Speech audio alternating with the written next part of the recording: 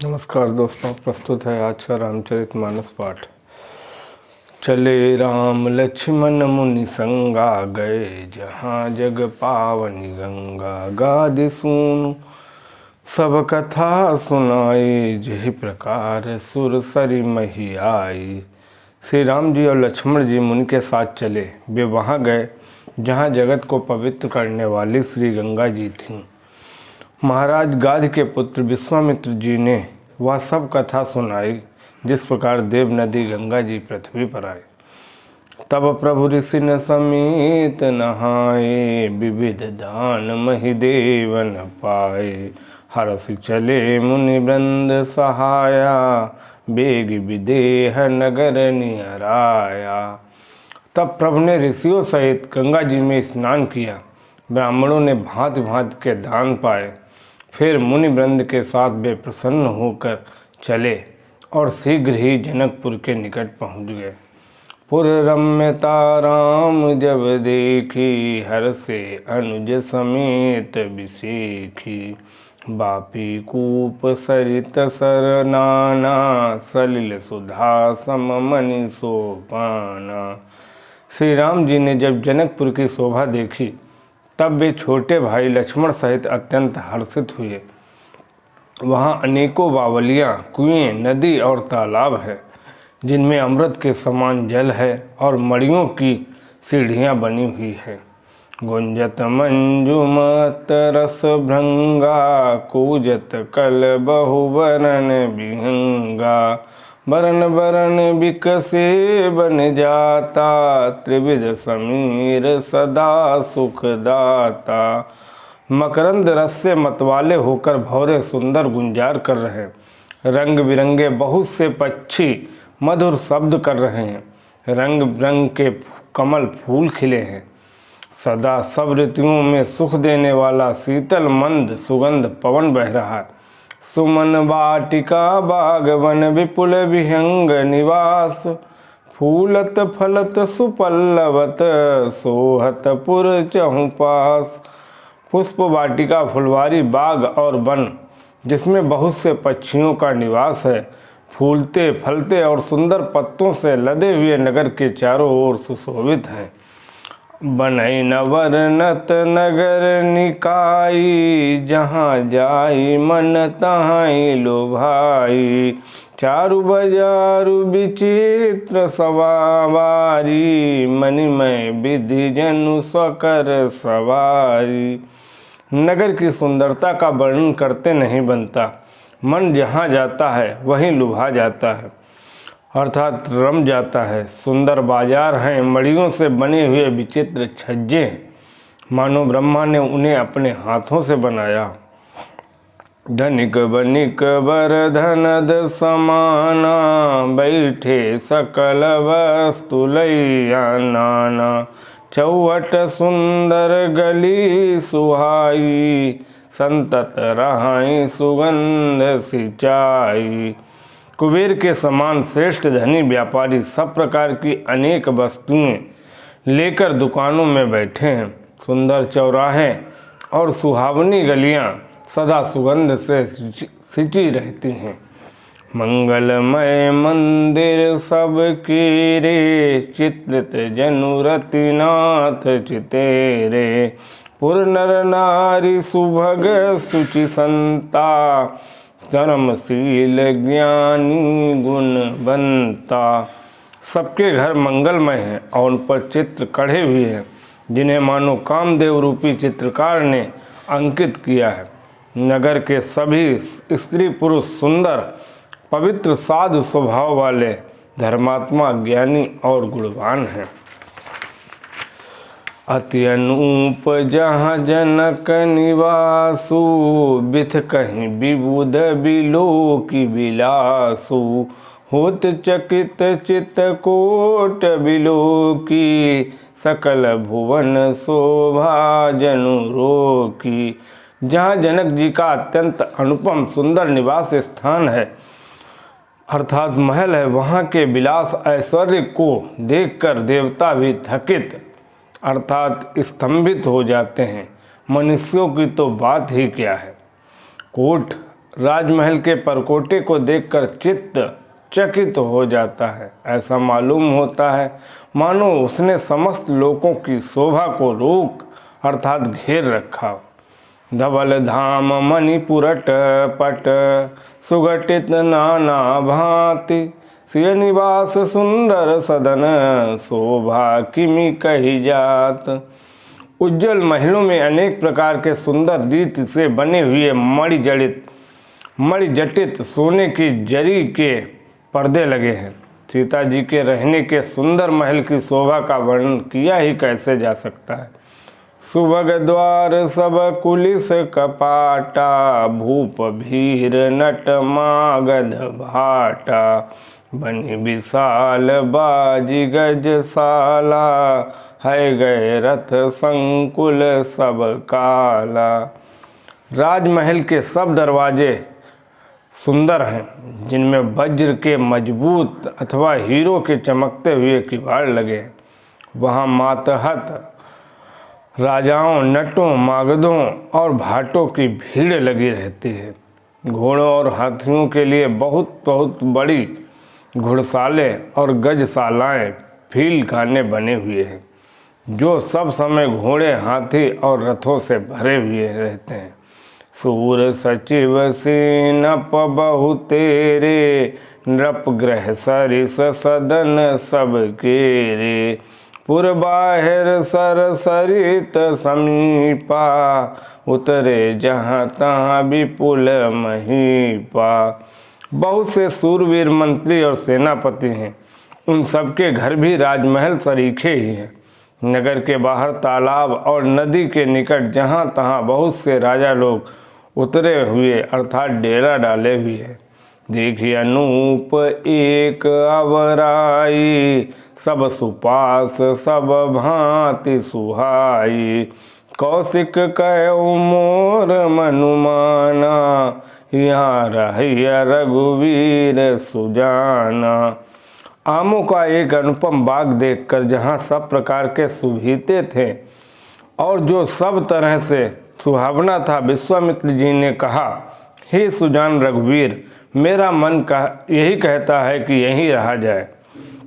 भले ही नाथ कही कृपा निकेता उतरे तहाँ मुनि वृंद समेता विश्वामित्र महामुनि आए समाचार मिथिलापति पाए।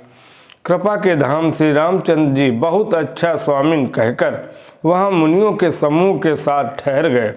मिथिलापति जनक जी ने जब ये समाचार पाया कि महामुनि विश्वामित्र जी आए हैं, संग सचिव सुचि भूरी भट भूसुर बर गुर ज्ञात चले मिलन मुनि नायक ही मुदित राव यही बात। तब उन्होंने पवित्र हृदय के ईमानदार स्वामी भक्त मंत्री बहुत से योद्धा श्रेष्ठ ब्राह्मण गुरु सतानंद और अपनी जाति के श्रेष्ठ लोगों को साथ लिया और इस प्रकार प्रसन्नता के साथ राजा मुनियों के स्वामी विश्वामित्र जी से मिलने गए। कीन प्रणाम चरण धरि माथा दीन आशीष मुदित मुनि नाथा विप्र वृंद सब आदर बंदे जानी भाग्य बड़ राउ आनंदे। राजा ने मुनि के चरणों पर मस्तक रखकर प्रणाम किया। मुनियों के स्वामी विश्वामित्र जी ने प्रसन्न होकर आशीर्वाद दिया। फिर सारी ब्राह्मण मंडली को आदर सहित प्रणाम किया और अपना बड़ा भाग्य जानकर राजा आनंदित हुए। कुशल प्रश्न कही बारहि बारा विश्वामित्र नृपहि बैठारा तेहि अवसर आए दो भाई गए रहे देखन फुलवाई। बार बार कुशल प्रश्न करके विश्वामित्र जी ने राजा को बैठाया। उसी समय दोनों भाई आ पहुँचे जो फुलवाड़ी देखने गए थे। श्याम गौर मृदु बयस किशोरा लोचन सुखद विश्वचित चोरा उठे सकल जब रघुपति आए विश्वामित्र निकट बैठाए। सुकुमार किशोर अवस्था वाले श्याम और गौर वर्ण के दोनों कुमार नेत्रों को सुख देने वाले और सारे विश्व के चित्त को चुराने वाले हैं। जब रघुनाथ जी आए तब सभी उनके रूप एवं तेज से प्रभावित होकर उठकर खड़े हो गए। विश्वामित्र जी ने उनको अपने पास बैठा लिया।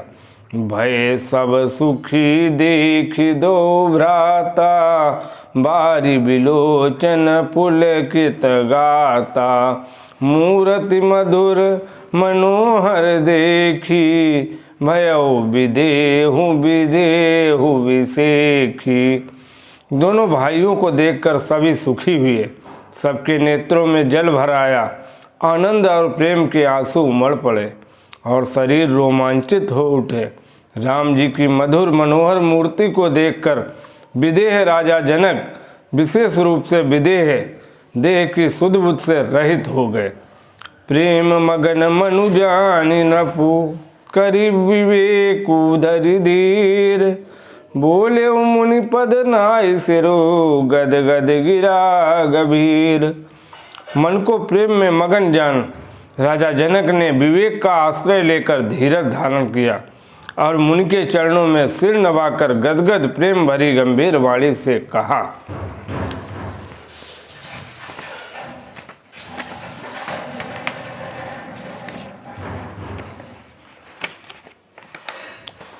कहु नाथ सुंदर दो बालक, मुनि कुल तिलक कि नृप कुल पालक। ब्रह्म जो निगम नेति कही गावा, उभय बेस धरि की सोई पावा।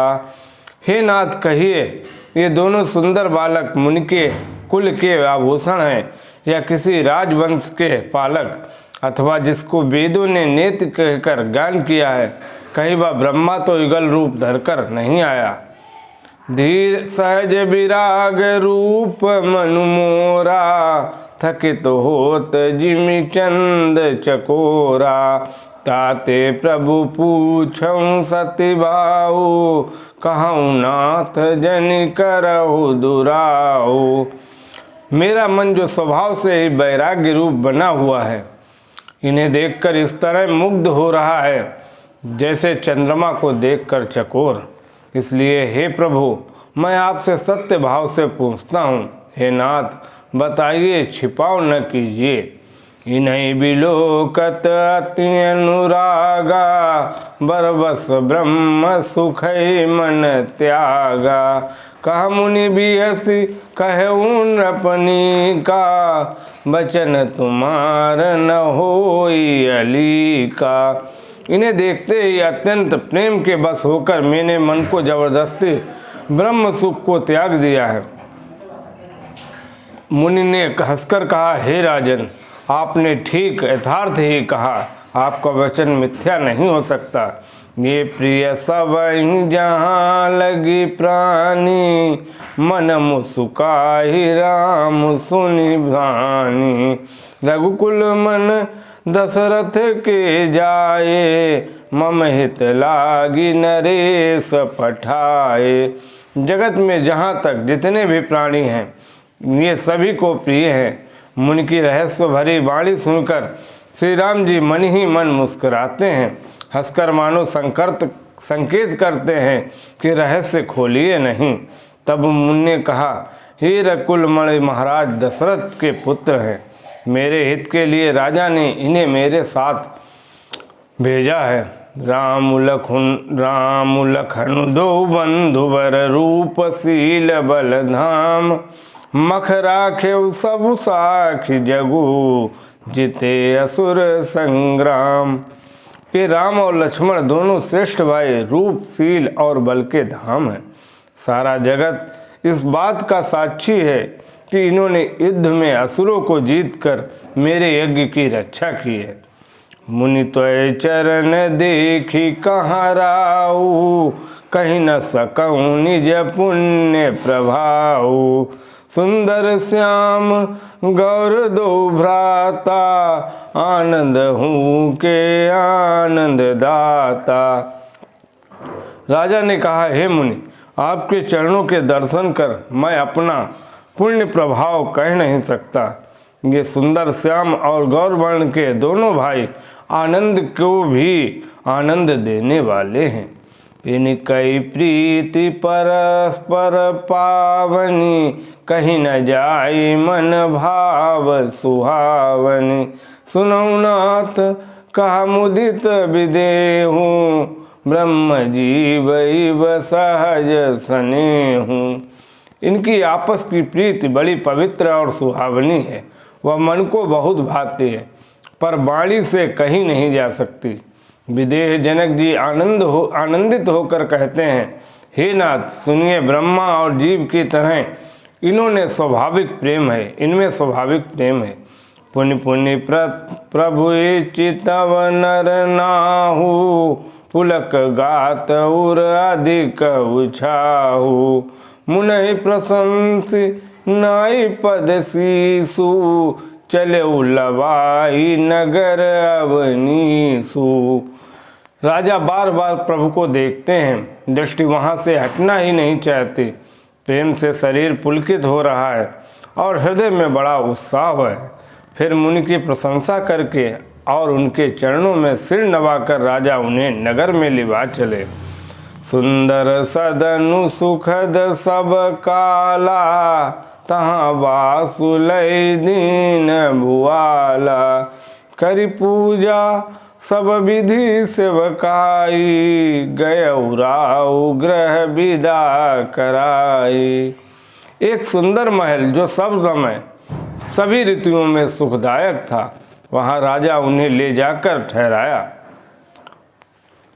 तदनंतर सब प्रकार से पूजा और सेवा करके राजा विदा मांगकर अपने घर गए।